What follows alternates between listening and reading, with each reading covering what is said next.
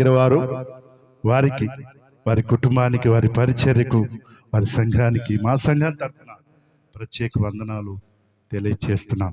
స్తోత్రం చెప్పండి. హల్లెలూయా. మా ప్రియ పెద్దలు అధ్యక్షులు వారు చెప్పారు, మీకు వాక్యం తెలియదనో లేకపోతే ఏదేదో అని మేము ఇక్కడికి రాలేదు.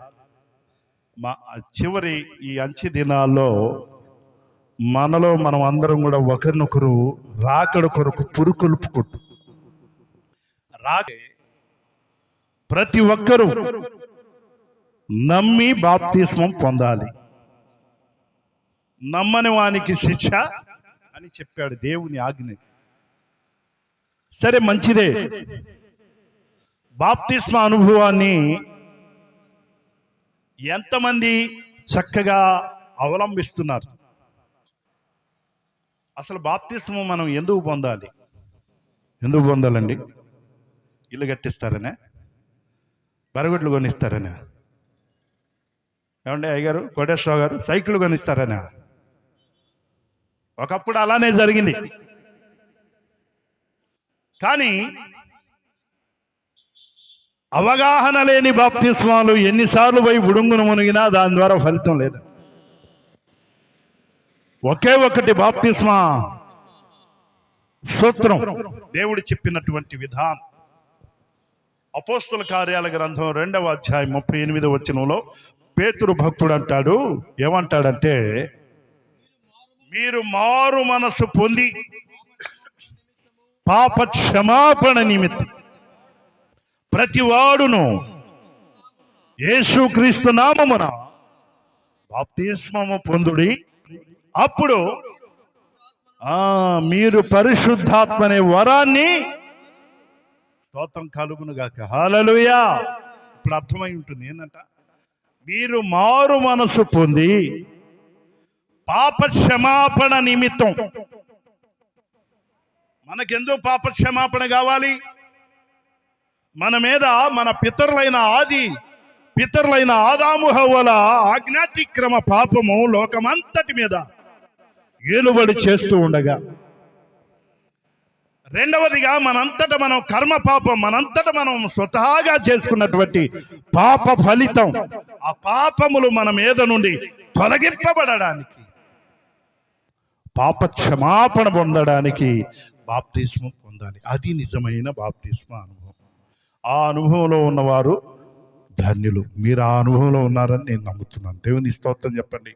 హల్లెలూయా, హల్లెలూయా. ప్రియమైన దేవుని బిడ్డలారా, ఒకప్పుడు అవగాహన లేకుండా బాప్తిస్మాలు పొందారు, ఫలితం లేదు. దాని ద్వారా నువ్వు ఎన్నిసార్లు అయినా మునుగు. కానీ అవగాహన వచ్చిన తర్వాత ఎందుకు బాప్తిస్మం మనం పొందాలి అంటే, మారు మనసు, పాప క్షమాపణ అంటే మన పాపాలన్నీ ఆయన రక్తంలో కడగబడేందుకై. 1 యోహాను పత్రిక 1వ అధ్యాయం 7వ వచనంలో చక్కని మాట ఉంటుంది. త్వరగా చదివితే త్వరగా నేను ముందుకు కొనసాగుదాం, ముగించుకుందాం. త్వరగా 1 యోహాను 1:7.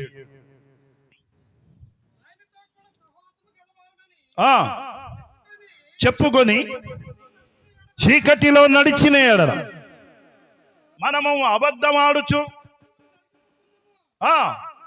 అయితే ఆయన వెలుగులో నున్న ప్రకారం మనమును వెలుగులో నడిచిన ఎడల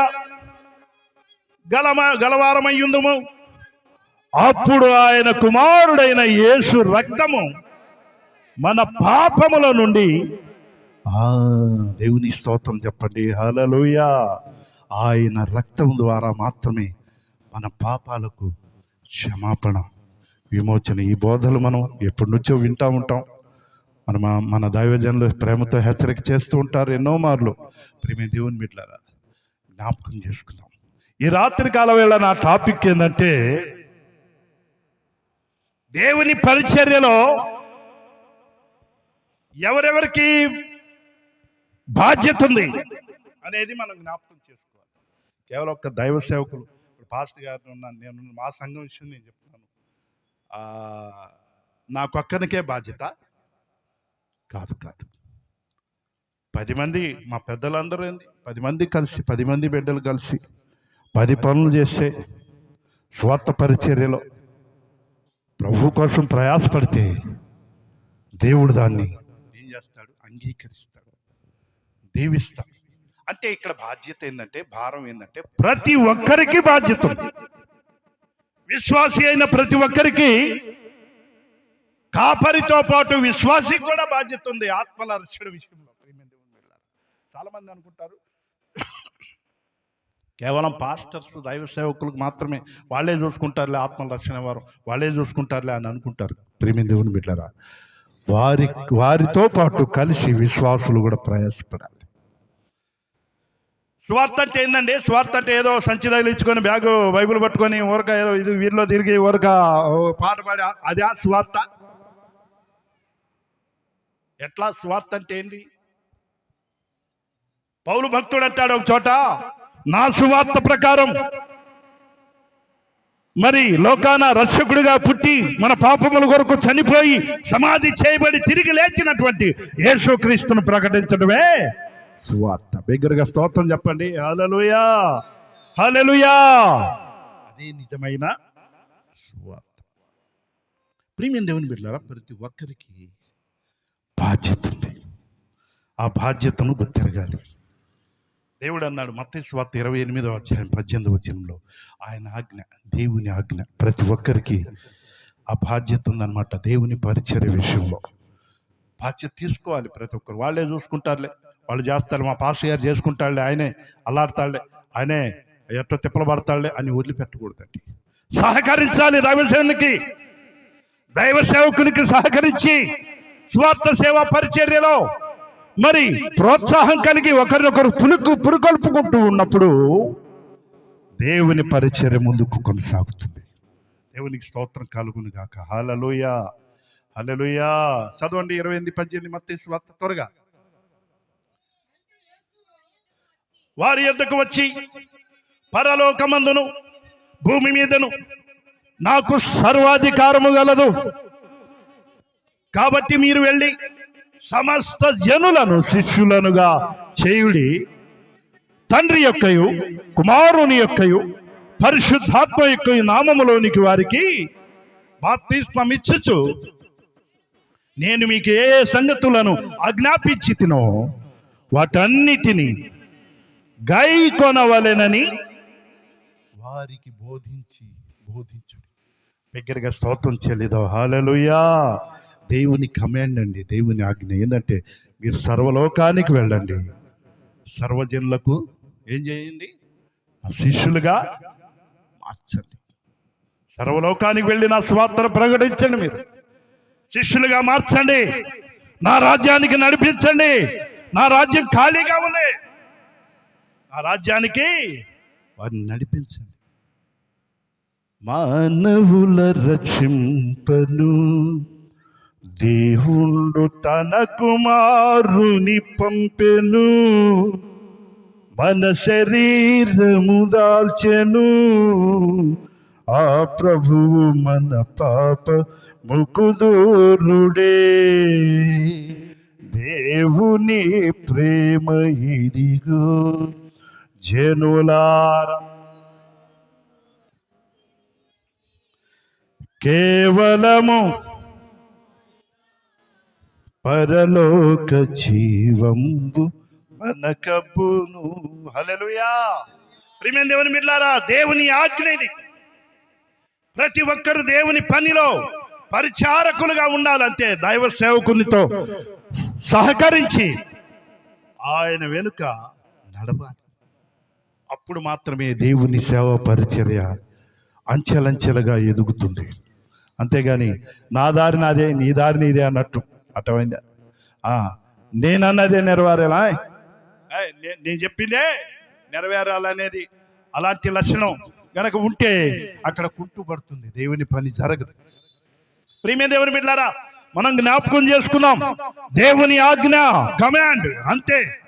ఏంటంటే, మీరు సర్వలోకానికి వెళ్ళండి, సమస్త జనులను నా శిష్యులుగా చేయండి, తండ్రి కుమార పరిశుద్ధాత్మ త్రియేక దేవుని నామమున వారికి బాప్తిస్మం ఇవ్వండి. ప్రియమైన దేవుని బిడ్డలారా, నేటి కాలంలో అనేకమైన తప్పుడు బోధలు వస్తున్నాయండి. చాలా జాగ్రత్తగా ఉండాలి. తండ్రిని వేరు చేసి, కుమారుని వేరు చేసి, పరిశుద్ధాత్మను వేరు చేసి వాళ్ళ ఇష్టానుసారంగా బోధలు చేస్తున్నారండి. చాలా భయంకరం, ఇది చాలా ప్రమాదం కూడా. లేనిపోయిన శాపం మీద తెచ్చుకోరు. ఏమండి, మనం ఏ పార్టీ వాళ్ళని చెప్పండి? త్రిత్వాన్ని అనగా త్రియేక దేవుణ్ణి మనం వేరు చేయటానికి మనం ఏ పార్టీ వాళ్ళం? మనకంత ఇది ఉందా? మనకంత అవసరమా? భయంకరమైన బోధలు, తప్పుడు బోధలు వస్తున్నాయి కనుక ప్రియమైన దేవుని బిడ్డలారా, రోమా పత్రిక ఆఖరి అధ్యాయంలో ఆఖరి పారాగ్రాఫ్ చదవండి. సహోదరులారా, మీరు నేర్చుకున్న బోధకు వ్యతిరేకముగా చదవండి త్వరగా. రోమా పత్రిక ఆఖరి అధ్యాయం ఆఖరి పారాగ్రాఫ్ లో, సహోదరులారా వ్యతిరేకముగా భేదములను ఆటంకములను కలుగజేయ వారిని గురించి వారిలో నుండి మీరే తొలగిపోండి. మీరు జాగ్రత్తగా ఉండండి. వారి మాటలు ఎట్టా ఉంటాయి అంట అంటే ఇంపుగా ఉంటాయి అంట. అర్థమైందా? వారి ఇంపైన మాట వల్లను ఇచ్చకపు మాటల వల్లను వాళ్ళు ఏం చేస్తారంటే నిష్కపటుల మనసులను దోచుకుంటారు. ఏ కపటం లేని వాళ్ళ దగ్గరికి చేరి నిజమైన బోధలో ఎదుగుతున్నవారు వారిని ఏం చేస్తారంటే తారుమారు చేసి, గలిబిలు చేసి, గందరగోళం చేసి, నువ్వేమన్నా చూసావా? ఇంది తండ్రే దేవుడు అని ఎవడు చెప్పారు? కుమారుడు కదా, లేకపోతే పరిశుద్ధాత్ముడు కదా, లేకపోతే కుమారుడే దేవుడని ఎవరు చెప్పారు? తండ్రి కాదా, పరిశుద్ధాత్మ? గలిబిలు చేసి, గందరగోళం చేసి, అసలైన మార్గం నుండి ప్రక్కకు తొలగించే బోధలు లోకాన పుచ్చిపోయినాయి. చాలా జాగ్రత్తగా ఉండాలి.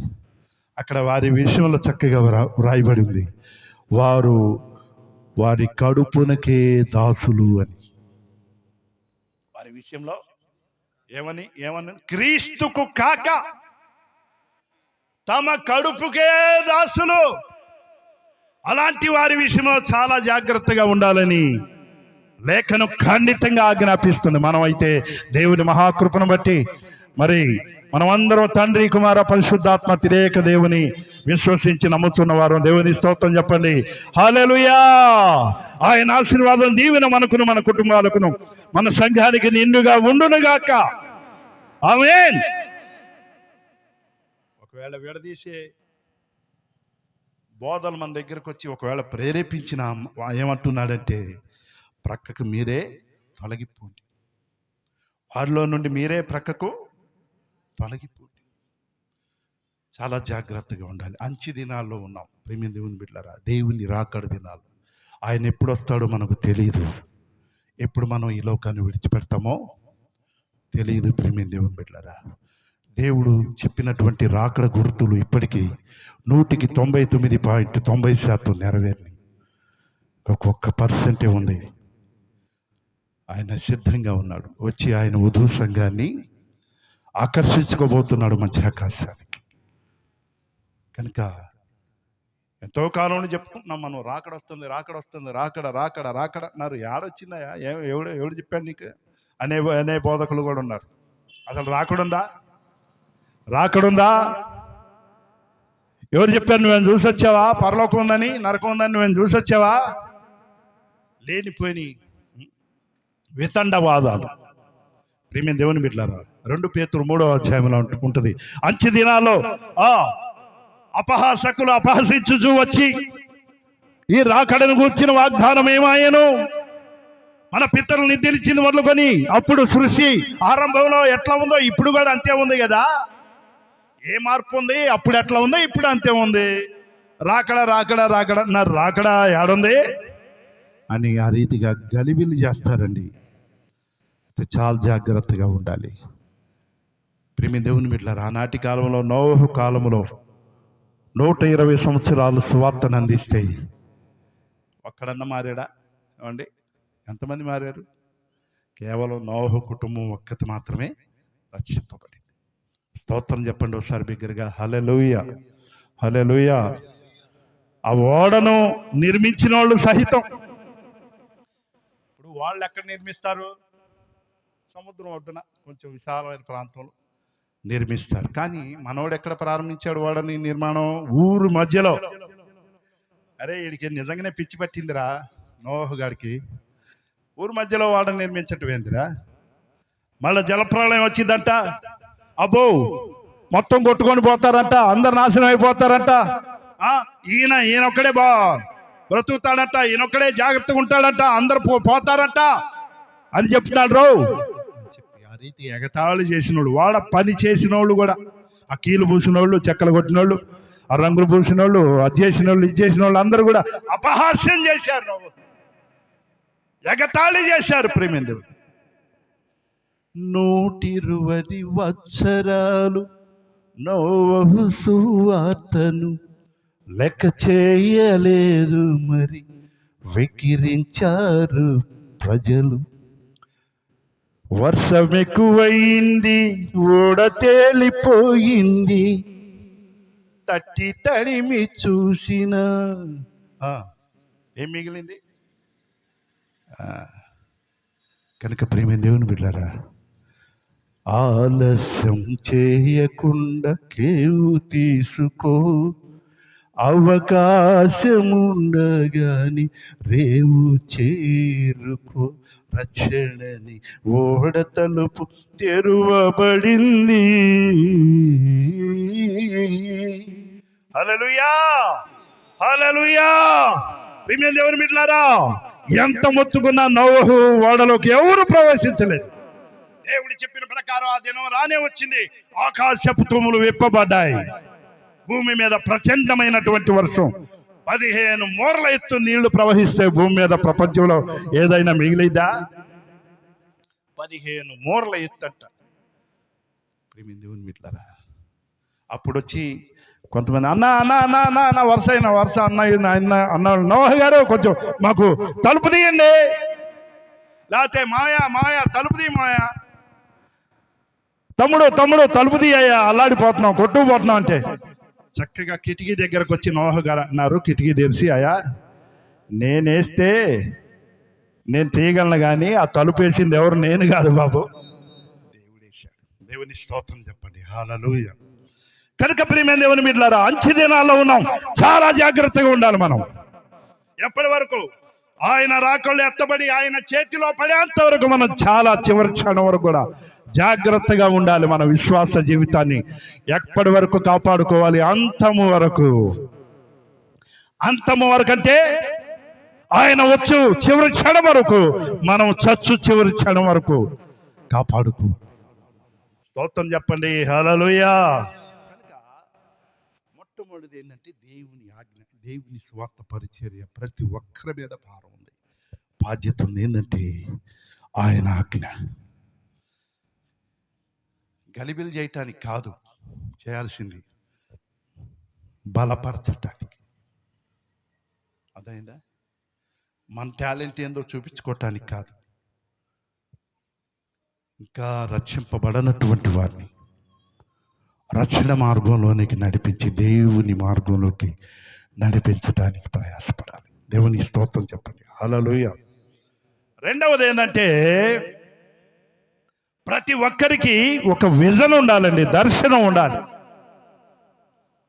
దర్శనం అనగానే మనం అనుకుంటాం దేవుడు చక్కగా స్క్రీన్ మీద చూపించినట్లా చూపించవచ్చు, అట్లా కూడా చూపించవచ్చు. ఒకవేళ ఆయనకి ఇష్టమైతే అలానే చూపిస్తాడు. నీ కళలోనైనా దర్శనంలోనైనా ఆయన దేవుడు మాట్లాడతాడు.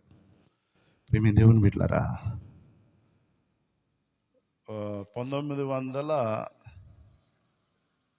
1946 సంవత్సరంలో అనుకుంటాను, సోమాలియా అనే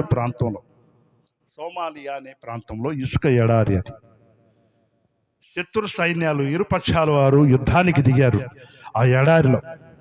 ఆ ప్రక్క ఒక సైన్యం, ఈ ప్రక్క ఒక సైన్యం కత్తులు నోరుతున్నారు. ఆ టైంలో ఏం జరిగిందంటే భయంకరమైన సుడిగాలు వచ్చి ఆ ఇసుకంతా వాళ్ళ కళ్ళలో కొట్టుకుంది.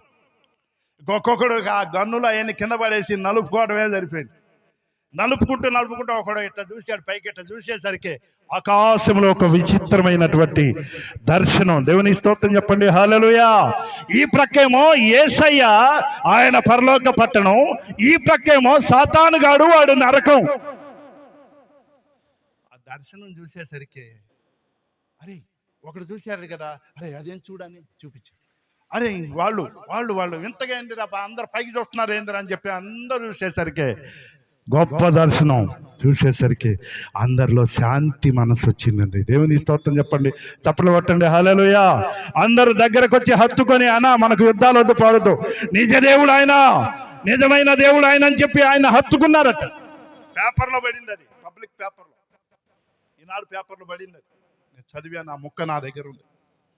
ప్రియమైన దేవుని మీరులారా, దర్శనం అనేది ఒక ప్రతి మనిషికి ఉండాలండి, దేవుని కృపను బట్టి అలాంటి దర్శన అనుభవం ఉండాలి. అపోస్తల కార్యాల గ్రంథంలో 16వ అధ్యాయంలో 13వ వచనం చదవండి, త్వరగా 10వ వచనం చదవండి.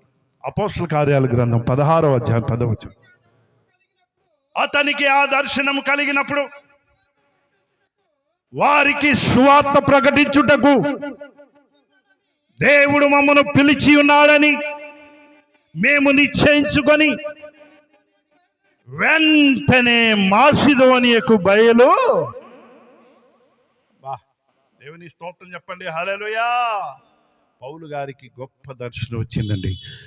ఆ మాసిదోనియా దేశస్థుడొకడు, అయ్యా మా పట్టణానికి రండి, మా ప్రాంతానికి రండి, దైవజెండా మాకు వాక్యం ప్రకటించండి, మాకు వాక్యం ఇక్కడ కరువుగా ఉంది, మాకు చెప్పేవాళ్ళు లేరు, నువ్వు వచ్చి మాకు సువార్తను అందించాయని ప్రార్థన చేయడం పౌలు గారు దర్శనంలో చూశాడు. చూచినప్పుడు ప్రేమ దేవుని బిడ్డలారా, వెంటనే సోదరులు చదివారు, మరలా చదివయ్యా. కలిగినప్పుడు దేవుడు మమ్మను పిలిచి ఉన్నాడని వెంటనే మాసిదోనియకు బయలుదేరితిమి. చాలు, ఎంత గొప్ప భాగ్యం అండి. దేవుడు దర్శనం ఇచ్చినప్పుడు దాన్ని నిర్లక్ష్య పెట్టకూడదు. ప్రతి ఒక్కరికి, ఎవరికైనా దేవుని చిత్త ప్రకారం అంచె దినాల్లో మనుషులందరి మీద నేను నా ఆత్మను కుమరిస్తాను. మీ ముసలోళ్ళు కళ్ళగంటారు, యవనులు దర్శనాలు చూస్తారు. చెప్పబడింది, యోవేలు ప్రవచనం అది. ప్రతి ఒక్కరికి ఆ భాగ్యం దేవుడు ఇస్తాడు. ఎవడో ఒకడో ఏదో పొంది వాడొక్కడే టాలెంట్ చూపించుకునే ఆ గొప్ప ఇది ఓడో దేవుడు అందరికి ఇస్తాడు. దేవుని స్తోత్రం చెప్పండి, హల్లెలూయా. దర్శనం ఉండాలి మనకు, దర్శనం. దేవుని మహాకృపను బట్టి అత్యల్పుడనైనా నాకు ఒక 2 సంవత్సరాల క్రితం ఒక దర్శనం ఇట్లానే స్వార్థ కూడికలో సభల్లో స్పీకర్గా ఆహ్వానించారు. కాబట్టి అప్పుడప్పుడు దేవుడు వాడుకుంటూ ఉంటాడులేండి. ఆహ్వానించినప్పుడు నేను ఒక్కడిని 2 వీలర్ వాహనం మీద వెళుతున్నాను. ఎంత దూరం వెళ్ళాను, వెళ్ళి వెళ్ళి వెళ్ళి వెళ్ళి చాలా దూరం పోయిన తర్వాత అక్కడి నుంచి పోవటానికి అవకాశం లేదు. నేల నెరవిడిచింది, పగుళ్ళు, కాబట్టి పోవటానికి అవకాశం లేకపోతే. అయితే నన్ను ఆహ్వానించినటువంటి గ్రామం కనపడుతుంది, వేదిక కనపడుతుంది. నా ధ్యాస అంతా అక్కడ ఉంది. ప్రభువా, నేను టయానికి రీచ్ అవ్వాలి, నేను అక్కడికి వెళ్ళాలయ్యా, వాక్యం అందించాలయ్యా అని ప్రార్థన చేసుకుంటూ ఉంటే ఈలోపు అక్కడి నుండే దర్శనంలో అక్కడి నుండే ఏం ప్రారంభమైంది, ఒక ఎద్దుల బండి ప్రారంభమైంది. ఆ ఎద్దుల బండిని నడిపేవాడు ఒకడు నడుపుతా ఉన్నాడు, దాని మీద 2 కూర్చుని ఉన్నారు సహోదరులు. అయ్యా ఇట్లా ఆ గ్రామం అక్కడ అది కనపడే కాడికి వెళ్ళాలి, నన్ను తీసుకొని వెళ్తారా అంటే ఎక్కించుకున్న కానుంచి నా ధ్యాస అంతా అక్కడనే ఉంది. టయానికి నేను రీచ్ అవ్వాలి, వాక్యం అందించాలి. కూర్చొని బండి మీద కూర్చొని చేతులు పైకెత్తి ప్రభువుని స్తుతిస్తూ glory hallelujah hallelujah hallelujah praise the lord hallelujah అని స్తుతిస్తూ ఆరాధిస్తూ ఉండగా, మీరు నమ్మండి ప్రియమైన దేవుని బిడ్డలారా, డంభంగా చెప్పట్లేదు, తట్టుకోలేనంతటి ఆత్మను దేవుడు కుమ్మరించాడు. దేవుని స్తోత్రం చెప్పండి, హల్లెలూయా.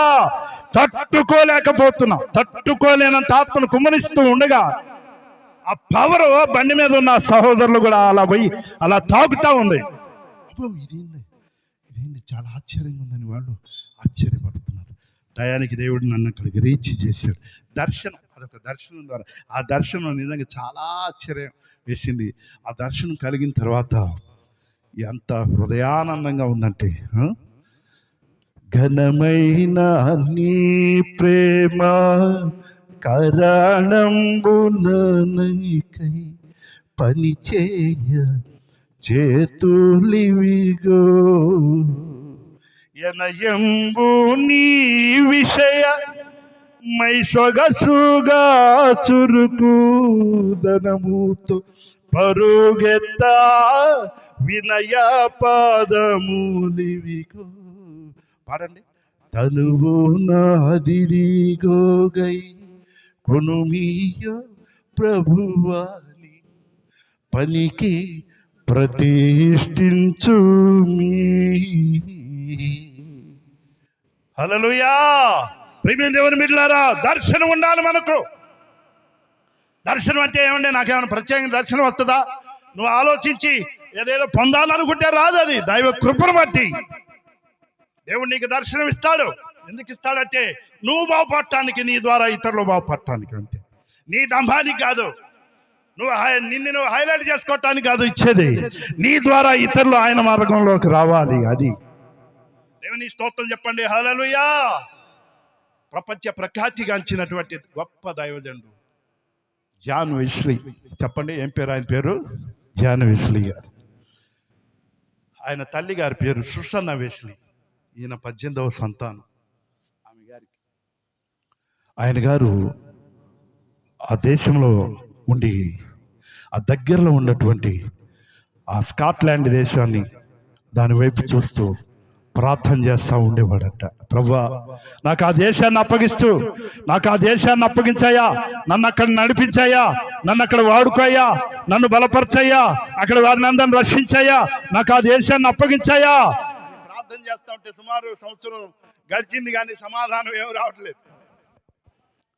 రాకపోతే ఇంకా ప్రార్థన భారం పెరిగింది. ఏమనంటే, ప్రభువా, నాకు ఆ దేశాన్ని అప్పగిస్తావా, లేకపోతే నన్ను తీసుకుంటావా?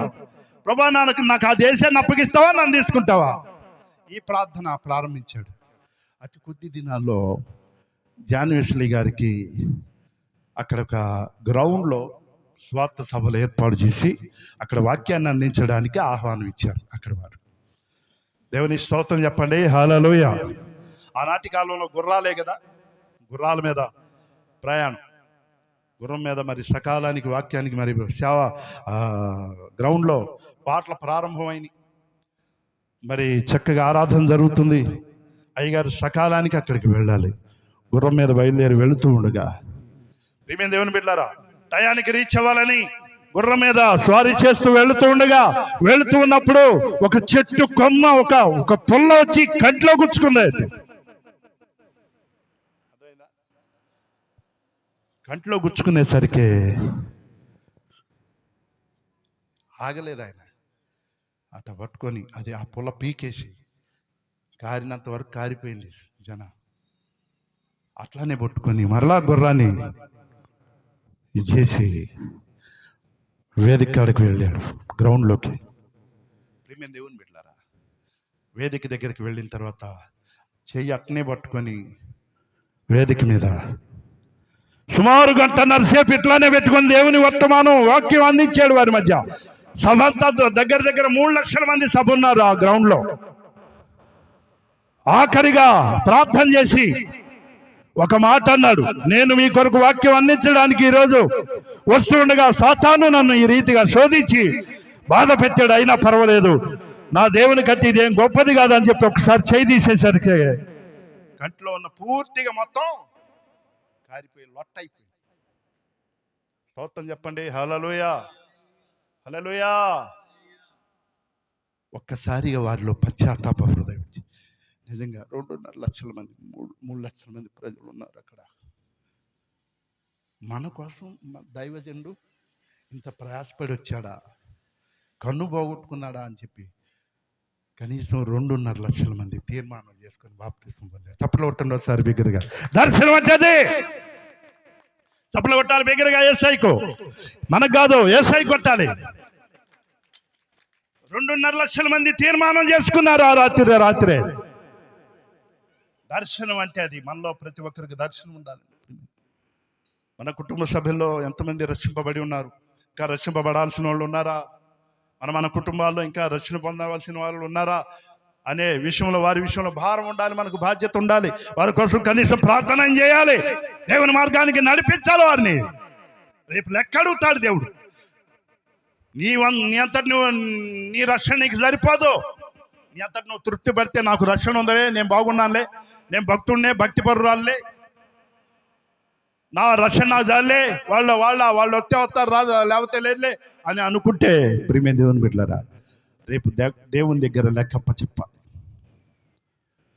ఏఆర్ శ్రీవత్సన్ గారు ఒక చక్కని పాట రాశాడు. నా జనులైన వారెవరు నాశనమునకు పోవలదు, భారతదేశ ప్రజలెవరు ఉగ్రత బారిన పడవలదు.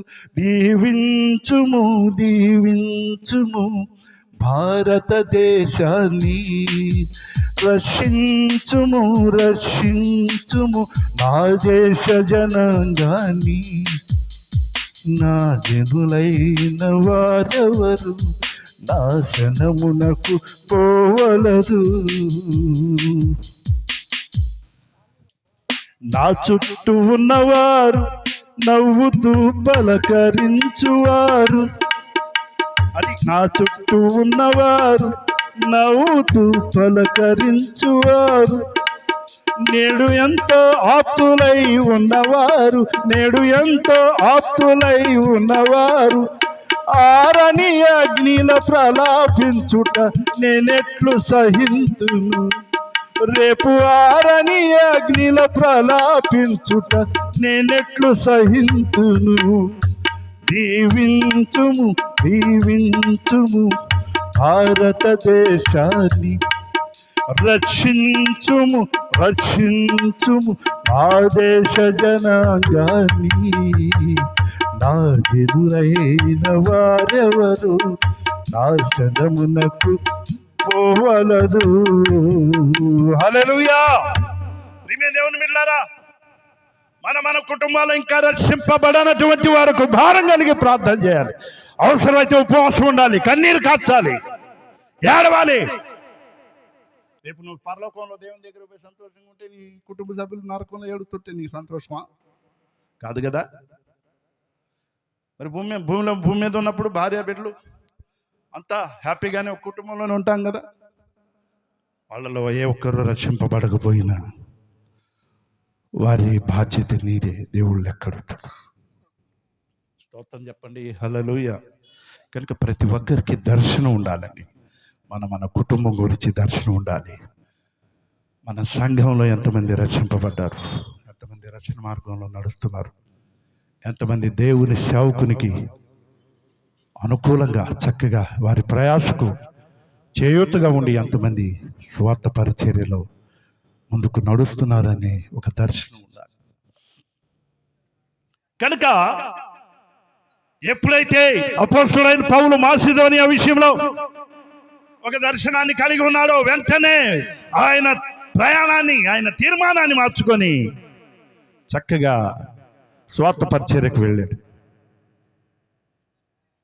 మూడో విషయం ఏంటంటే, అసలు ప్రాముఖ్యమైన విషయం ఇది, నేను జ్ఞాపకం చేసి ముగిస్తాను. మూడో విషయం ఏంటంటే, లూకాసు వార్త 16వ అధ్యాయం మనకు అందరికీ తెలిసిందే కదా.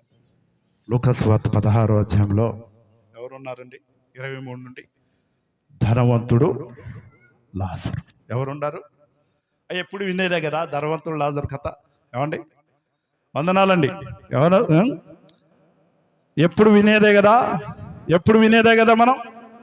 ధనవంతుడు లాజరు. ప్రియమైన దేవుని బిడ్డలారా, ధనవంతుడు కేకలు వేస్తున్నాడు. చూడండి, 23 నుంచి 25 వరకు వాళ్ళ వరకు చదువుదాం.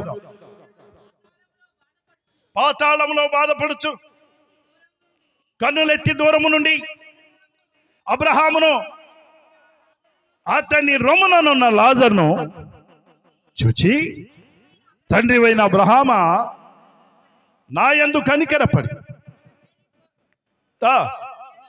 తన వ్రేలి కొన నీళ్లలో ముంచి నా నాలుకను చల్లార్చుటకు ఆ లాజరును పంపుము, నేను ఈ అగ్ని జ్వాలలలో యాతన పడుచున్నాను అని కేకలు వేస్తూ చెప్పాడట. ఎవరండి?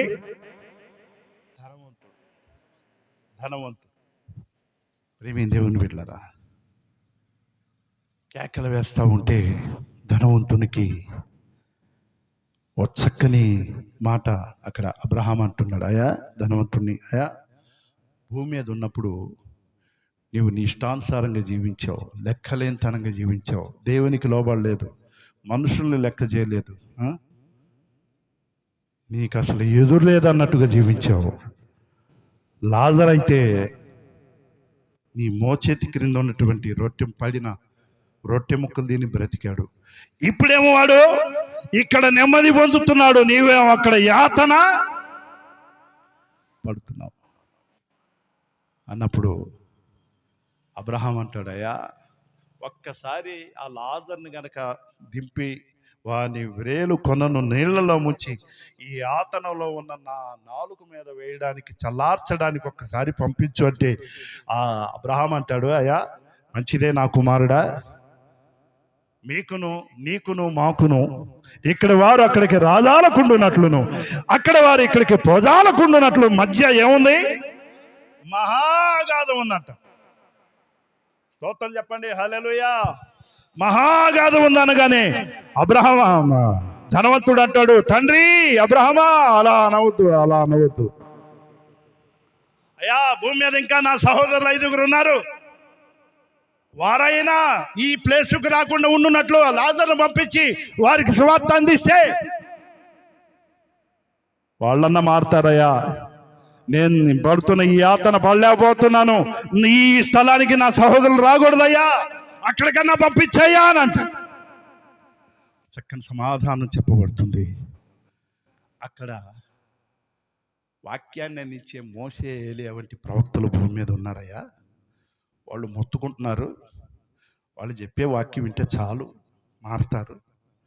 ఈ లాజరే, వీడి ఉద్దేశం ఏంటంటే, వీడు భూమి మీద ఉండగా నా మోచేతి క్రింది రొట్టె ముక్కలు తిన్నాడు, పోయి అక్కడ హాయిగా పరలోకంలో అబ్రహాము రొమ్మున కూర్చున్నాడు, నేనేమి ఇక్కడ నరకయ్యాది, వాడిని అట్టయినా కింద దించాలన్నది వీడి లక్ష్యం. ఆడుండడం, లాజర్ ఆడుండడం వీడికి ఇష్టం లేదు. ఎంత చక్కని ప్రేమ దేవుని బిడ్డలారా, కేకలు వేస్తున్నాడు. ఏమని? తండ్రి వైన అబ్రహామ దాహము తీర్చ లాజరు నంపు, దాహము తీర్చ లాజరు నంపు, తండ్రి వైన అబ్రహామ దాహము తీర్చ లాజరు నంపు, దాహము తీర్చ లాజరు నంపు. చాలు. ఒకసారి 2 చేతులు ఎత్తి యేసయ్యకి స్తోత్రం చెప్పండి, హల్లెలూయా. ప్రియమైన దేవుని బిడ్డలారా, ఈ రాత్రి కాల వేళ ధనవంతుడు వేస్తున్నటువంటి కేకలు మనకు కూడా వినబడాలి, మన చెవులకు కూడా వినబడాలి. పాతాళములో కేకలు మనం కూడా వినాలండి. అంటే మన గురించి కాదు, నువ్వు మారు మనసు పొందితే నీ గురించి నీ కేకలు ఏముంటాయి? నీ తోటి వారి గురించి, నీ కుటుంబ సభ్యుల గురించి, ఇంకా మారిన వారిని గురించి కేకలు నువ్వు వినాలి, చెవులు మూసుకోకూడదు. అప్పవాడే చెప్తాడు, ఆమా ఎంత చెప్పినా మారదండి, ఎందుకండి అనవసరం, వాడా అబ్బే అనవసరం అండి, చెప్పటం అనవసరం అని అంటానికి మనం తగమండి. మనం ఎవరు తీర్పర్లమా? ప్రార్థన చేయటం మన వంతు అంతే, దేవుని మాటలు హెచ్చరించడం మన వంతు, కార్యం చేయటం ఆయన వంతు. స్తోత్రం చెప్పండి, హల్లెలూయా. మనం ఏమైనా ఊడిపడ్డామా ఒకప్పుడు? ఏమంటే మనమంతా పెద్ద పోటుగాడవా, భక్తి పరులవా, మనం నీతిమంతులమా? చెప్పండి, మన పరిస్థితి చెప్దాం. మన పరిస్థితి కూడా ఒకనాడు దేవునికి విరోధులమే, దేవునికి శత్రువులమై ఉండగా ఆయన మనల్ని ప్రేమించి, ఆయన గుణాతిశయాలు మన ముందు ఉంచి, ఆయన మంచితనాన్ని మన ముందు ఉంచి, రోమా కాదు, యోహాను 16:8 ప్రకారం చదవండి, ప్రార్థన చేసుకుందాం. యోహాను 16:8. పరిశుద్ధాత్మ దేవుడు వచ్చి ఏం చేస్తాడు? ఆయన వచ్చి పాపమును గూర్చి, నీతిని గూర్చి, తీర్పును గూర్చి లోకమును ఒప్పింపజేయును. చాలు. పరిశుద్ధాత్మ దేవుడు ఒక మనిషి హృదయం దగ్గరకు వచ్చి ఏం చేస్తాడట?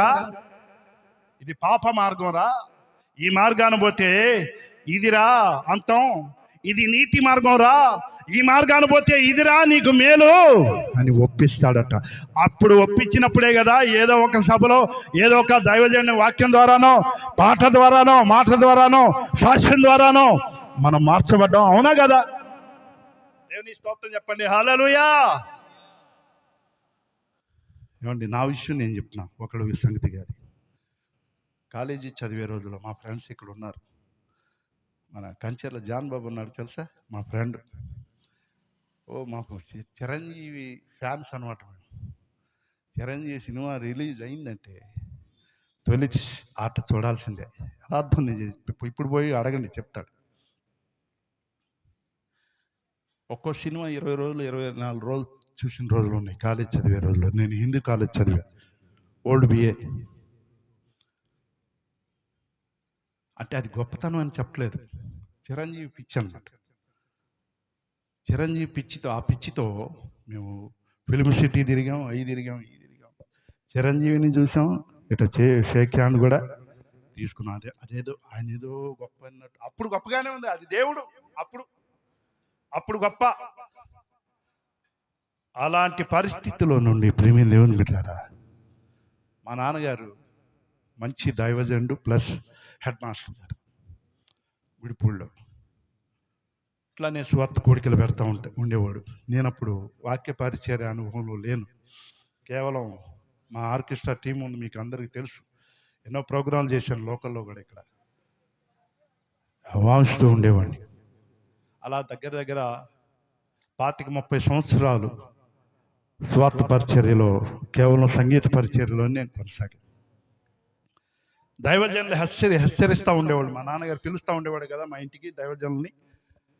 అయా, ఎప్పుడు మారుతావు, ఎప్పుడు బాప్తిసం పొందుతావు, ఎప్పుడు రక్షింపబడతావు, ఎప్పుడు దేవుని బిడ్డగా మారుతావు, పొద్దాగలు ఇదేనా లేకపోతే అది కూడా ఉందా అన్నట్టు హెచ్చరిస్తూ ఉండేవాళ్ళు. నేను లెక్క చేసేవాడిని కాదు. ఒకరోజు దైవ సేవకుడు నన్ను ప్రేమతో దగ్గరకు వచ్చి పక్కలో కూర్చొని, మా స్వతంత్రంగా జనార్దన్ రాయ్ గారని ఆయన లేరు, చనిపోయారు. ఒకే మాట, అయ్యా ఇంకా ఎప్పుడు మారుతావు నువ్వు? ఎప్పుడు మీ నాన్న నన్ను మమ్మల్ని అందరినీ తీసుకెత్తున్నావింది నువ్వు? ఇప్పుడు జత్యా ఆడబోతావు అన్నాడండి. ఒక్క మాట, ఒక్క మాట, ఇప్పుడు జత్యా ఆడబోతావు అన్నాడు. ఓ నాయన, ఏంది అయ్యగారు, ఏంది సావుకు పెట్టిపోయింది అయ్యగారు అన్న. అవునయ్యా, మరి ఎంత హెచ్చరించినా నువ్వు మారట్లేదు, దేవుని బిడ్డగా మారట్లేదని. అప్పుడు నిజంగా నాకు కొన్ని వాక్యాలు, బైబిల్లోని వాక్య హెచ్చరికలు అందించాడు. యథార్థంగా చెప్తున్నాను, సభాముఖంగా దేవుడు పశ్చాత్తాప హృదయాన్ని ఇచ్చాడు. ఆయన సన్నిధిలో పాపాలను ఒప్పుకొని కన్నీరు గార్చి ఆయన బిడ్డగా మార్చబడి, ఆ దైవజనుల ద్వారానే అమరావతి వెళ్ళి బాప్తిసం పొంది అప్పటి నుంచి దేవుని మార్గంలో ఎదగడానికి దేవుడు కృప చూపాడు. నా సంగతి నేను చెప్తున్నా. దేవుని స్తోత్రం చెప్పండి. హల్లెలూయా. అలానే మనలో ప్రతి ఒక్కరు ఏదో కారణం చేత దేవుని వైపు మరలి వాళ్ళమే. అవునా కదా? మరి మనకు ఇంకా మారనటువంటి వారు, ఇంకా నరకపు అంచుల్లో ఉన్న వారి గురించినటువంటి వారి విషయం పట్టొద్దా?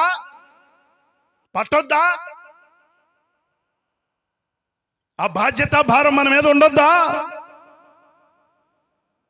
జ్ఞాపకం చేసుకున్నాం. ప్రపంచ ప్రఖ్యాతిగాంచినటువంటి దైవజనుడు ఎవరు? కే.ఏ. పాలయ్య గారు. కే.ఏ. పాల్ గారు తెలుసుగా? తెలిసిన వాళ్ళు ఎంతమంది? కే.ఏ. పాల్ గారు. ఆయన సభలో ఒకప్పుడు భలే ఘనంగా జరిగాయి.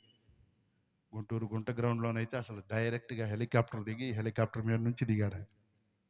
అంత ఖ్యాతి దేవుడిచ్చాడు. ఆయనకి ప్రారంభంలో వచ్చినటువంటి ఒక గొప్ప దర్శనం ఏంటంటే, దేవుని పరిచర్యలోకి రావడానికి ఆయన ఒక అగ్నిగుండం ముందు నిలబడి ఇట్ట చేతులు చాచి ఒక ప్రవాహంలాగా వచ్చి పడుతున్నారంట. అగ్నిగుండంలో అందరూ గుంపులుగా వచ్చి పడుతుంట. అయ్యా వద్దు నెట్టే కొందే పడుతున్నారంట.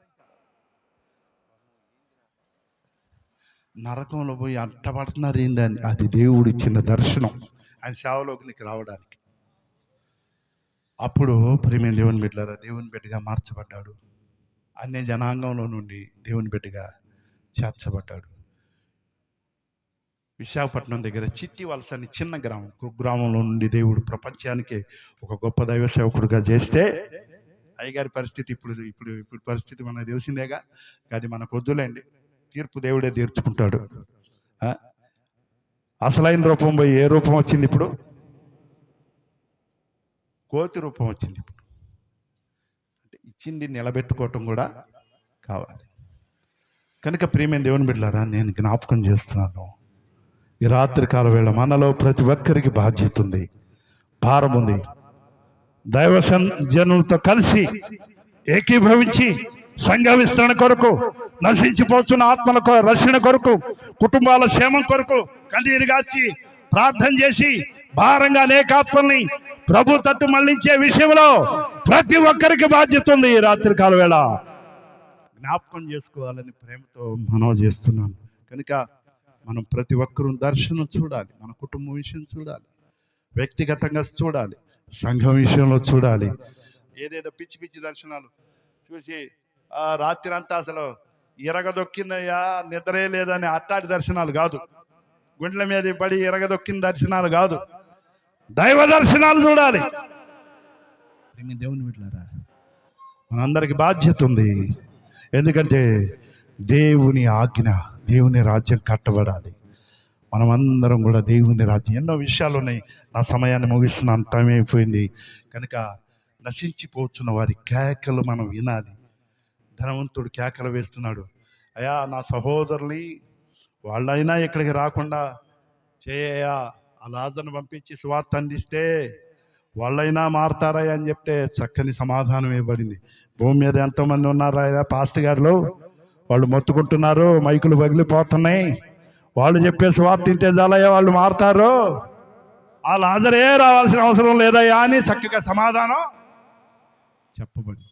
కనుక ఈ రాత్రి కాల వేళ అలాంటి సువార్త సేవ పరిచర్య భారంతో, బాధ్యతతో, ఆత్మల రక్షణార్థమై అనేక ఆత్మలను ప్రభు తట్టు మళ్లించే ఆ ప్రక్రియలో స్థానిక సంఘంగా మిమ్మల్ని ప్రోత్సహిస్తూ స్థానిక ప్రియులు దైవజనులు ప్రయాసపడుతుండగా వారికి అండగా ఉండి సహకరించి ప్రభువుని గనుపరిచి దేవుని రాజ్యం కట్టే విషయంలో మీరందరూ కూడా పేరు పేరున బాధ్యత కలిగి ప్రయాసపడాలని సభాముఖంగా తెలియజేస్తూ మా సంఘపరంగా మరొకసారి మీకు అందరికీ నా ప్రత్యేక వందనాలు తెలియజేస్తూ నా ఈ మాటలు ముగిస్తున్నాను. ప్రియులు దోషం అయ్యగారికి, వారి కుటుంబానికి మరి ప్రత్యేక వందనాలు తెలియజేస్తూ నా మాటలు ముగిస్తున్నాను. దేవుడి మాటలు మనందరూ హృదయాల్లో తన పరిశుద్ధాత్మ నీరు గట్టి